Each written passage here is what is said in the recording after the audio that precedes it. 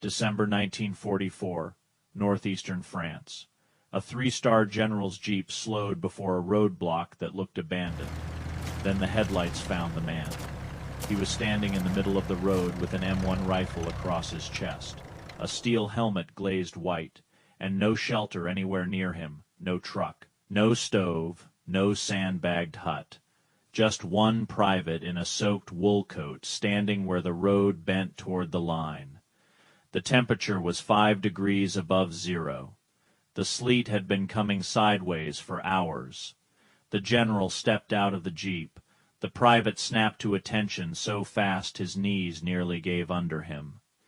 "At ease," the general said. The private tried to relax. He could not. His hands were locked around the rifle, and his whole body had reached that dangerous stage of cold where shaking is no longer strong enough to look like shaking. The general looked down the empty road, then back at him. "When did this post begin?" 100 last night, sir." The general did not blink. It was now 1840, your relief. "Due at 0200, sir. And where is he?" "I don't know, sir." The general looked at the boy's face then, not the helmet, not the rifle. The face, "What is your name?" "Private Samuel Reed, sir." "Unit Reed gave it." His voice came out steady. That was worse. Steady meant he had been out there long enough to stop expecting help. "When did you last eat, Private Reed?" The private thought about it, as if the answer belonged to someone else. "Before dark yesterday, sir." Almost 22 hours on a winter road, almost 17 hours past relief. No hot food, no dry socks, no one checking, no one asking, no one even noticing that a soldier had disappeared into the weather. The general turned to his aide. The aide already had the notebook open. "Find the officer responsible for this post." The aide wrote one line, then another. The general looked back at Reed. "Did any sergeant come by?" "No, sir." "Any corporal?" "No, sir." "Any officer?" "No, sir." The sleet clicked against Reed's helmet. The general's jaw tightened, not with surprise, with confirmation, because this was not the first sign for 3 days. Reports had reached headquarters in pieces. Officers using village houses behind the road, officers eating from abandoned cellars, officers sleeping in beds while enlisted men took turns freezing in shell holes, road ditches, and checkpoints the maps barely named. No one had ordered a private to be forgotten. That was the excuse that would come later. No one meant it. No one planned it. No one signed a paper saying, "Leave Reed in the sleet until he can hardly feel his hands." But an army does not need malice to fail a man. Sometimes all it needs is comfort moving upward through the chain, while responsibility stops moving down. The aide traced the post backward. Reed belonged to a squad guarding a supply road. The squad belonged to a platoon attached to a rifle company. The platoon sergeant had changed the relief roster after a truck broke down. The corporal thought the sergeant had sent a replacement. The sergeant thought the lieutenant had confirmed it. The lieutenant had signed the morning position report without walking the road, and the company commander had not checked the lieutenant because the company commander was not at the company command post. He was 3 kilometers back, in a village called Villeroy. The general got into the jeep without another word. The aide climbed in beside him. Reed stayed where he was, still at attention, still not sure whether he was allowed to move. The general looked at the driver. Villeroy. The village sat behind a low ridge, far enough from the forward road for men to pretend the war had softened. Most of the houses were dark, shutters closed, doors barred, families gone or hiding. But one house near the square was glowing. Not one window, all of them. Warm yellow light leaked through the shutters and onto the wet stones outside. 3 jeeps and 2 staff cars were parked in front. A signal wire ran through an upstairs window. Someone had stacked firewood under the eaves. Someone had done enough planning to make the place comfortable. The general stepped out into the sleet and looked at the house for a long moment. Then he pushed the door open. The smell hit first. Wood smoke, coffee, fried ham, brandy, dry wool. The room went quiet in layers. A fork stopped halfway to a mouth. A lieutenant lowered a glass. A captain turned from the fireplace with his collar open. 9 officers were inside. 1 major, 3 captains. 5 lieutenants. They had pushed 2 tables together and covered them with food taken from the village stores. Bread, ham, cheese. Jars of pears. A pot of coffee kept hot beside the fire. 2 bottles of brandy on the floor near an armchair. Their wet boots were not on their feet. Their wet boots were lined near the hearth. Dry socks hung over the back of a chair. A deck of cards lay open on a map case.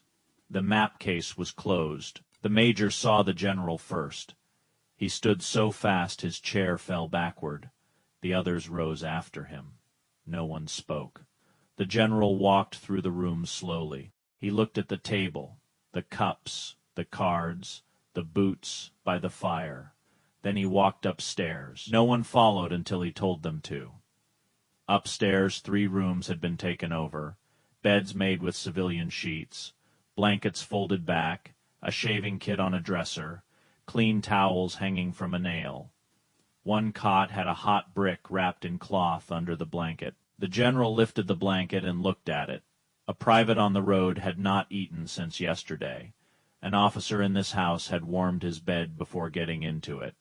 The general came back downstairs. The officers were still standing. The fire snapped behind them. The general stopped in front of the major.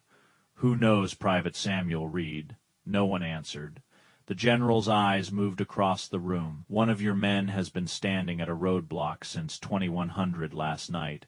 His relief was due at 0200. It is now almost 1900. He let the numbers sit there. Private Reed has had no hot food, no dry coat, no officer, no sergeant, no word from anyone." The major opened his mouth. "Sir," the road detail was, "do not explain the road to me from a heated room." The major shut his mouth. The general turned slightly, looking at all of them now. "That is the trick, gentlemen. From in here it becomes a road detail. A line on a roster. A post somebody must have covered. A problem that sounds too small to interrupt dinner." He looked toward the door. Outside, it is a 19-year. Old soldier in 5-degree sleet, wondering whether the army remembers he exists. No one moved. The general picked up the deck of cards from the map case. He held it for a second, then set it back down. "You had time to find ham. You had time to find brandy. You had time to heat bricks for beds, our beds. You had time to stack wood where it would stay dry. And not one of you had time to walk 3 kilometers and count your men." A lieutenant swallowed hard. The general turned to him. "You?" The lieutenant stiffened. "Did you sign the morning report?" "Yes, sir." "Did you see the roadblock before you signed it?" "No, sir." The general turned to one of the captains. "Did you ask him whether he saw it?" "No, sir." The general turned to the major. "Did you ask either of them?" The major's face had gone pale. "No, sir." The general nodded once. "There it is." Private Reed was not left outside by weather. Weather does not write rosters. Weather does not sign reports. Weather does not choose a chair by the fire. The fire cracked again. No one looked at it. The general pointed at the table. "Major, you will have a hot meal made for Private Reed from this food, not rations. This food." "Yes, sir." "You will bring him dry socks, dry gloves, and the best blanket in this house." "Yes, sir." "You will put him upstairs in the bed with the hot brick." The major hesitated for less than a second. That was enough. The general's voice dropped. "Was there a question?" "No, sir." The general looked at the other officers. "Your vehicles stay here. Your coats stay here if they are dry. Your boots will go back on your feet wet." Several men glanced toward the hearth. The general saw it. Now. Chairs scraped. Boots were pulled on. Buttons were closed with stiff fingers. The warmth in the room had already changed. It no longer felt like comfort. It felt like evidence. The general stood by the door as the officers lined up. "You will return to the forward road tonight. Each of you will take the most exposed position in your sector. Not the command post, not a cellar, not a barn with half a roof, the most exposed position." He looked at the major. "You will remain there until dawn. At dawn the enlisted man at that position will sign your report, not you." The major looked up. The general continued. "If his signature says you were there, you were there. If it does not, you were not." No one argued, not because they agreed, because the room itself had become the argument. The food, the fire, the clean sheets, the dry socks over a chair, every object in that house had testified against them. The officers stepped into the sleet one by one. The cold hit them hard. It always does, when a man has been warm long enough to forget what cold costs. 40 minutes later, Private Samuel Reed was brought to Villeroy. He entered the house the way cold men enter warmth. Not quickly, not gratefully at first, carefully, as if warmth might be a trick that would vanish if he trusted it too fast. He stood just inside the doorway, rifle still in his hand, water dripping from the bottom of his coat. The major took the rifle. Then he carried a bowl to the table. Ham bread, hot coffee, pears from the jar. Reed sat down because the aide told him to.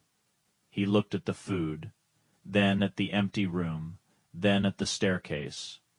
"Where are the officers, sir?" the aide answered. "On post." Reed looked back at the bowl. He did not smile. He did not say anything noble. He ate. At first, his fingers were too stiff to tear the bread. The major tore it for him and placed it beside the bowl. That was the only service the major gave that night that mattered. When Reed finished, they sent him upstairs. He paused at the bed with the warmed brick, the clean sheets, the folded blanket. For a moment, he simply stared at it. Then he removed his boots. His socks came off stiff with ice at the edges. He folded his coat because soldiers fold things even when they are exhausted. He got into the bed. He was asleep before the aide reached the stairs.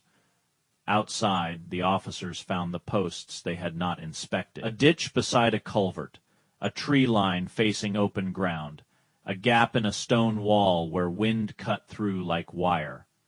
A road junction with no roof, no stove, no excuse. By midnight, their hands hurt. By 2 in the morning, their feet hurt more. By 4, the cold had become personal. That was the hour when men stop thinking in speeches. They think in inches. Move a boot, an inch, flex a finger, keep the rifle dry, do not sit too long, do not let sleep sound reasonable. Every enlisted man already knew those rules. The officers learned them late. Dawn came gray and flat, no glory in it, no music, no sudden understanding that made everyone better forever. Just stiff men, wet wool, blue hands, and a few enlisted signatures on a few reports. The general read each one. Then he sent the officers back to their units, not to the warm house, to their units. For the next week, every road post in that sector was checked twice a day. Relief rosters stopped being copied from memory. Lieutenants walked the roads before signing reports. Captains asked names. Sergeants counted bodies in the dark. It did not fix the war. It did not make command noble. It did not turn careless men into saints. But it did one thing. No private in that sector could disappear into the weather without someone having to answer for the empty space where he should have been. The general had not punished them because he wanted officers to suffer for the theater of it. He punished them because they had mistaken warmth for permission. They had let a room behind the line become more real to them than the men standing outside it.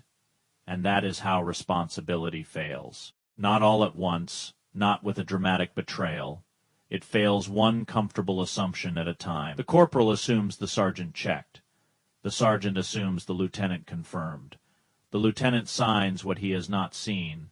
The captain trusts the signature. The major trusts the room. And out on the road, a private becomes invisible. Command is not rank. Rank is cloth and metal. Command is the distance. A leader is willing to walk before a man disappears. That night, in Villeroy, 9 officers learned the distance. Private Reed already knew it. He had been standing at the end of it.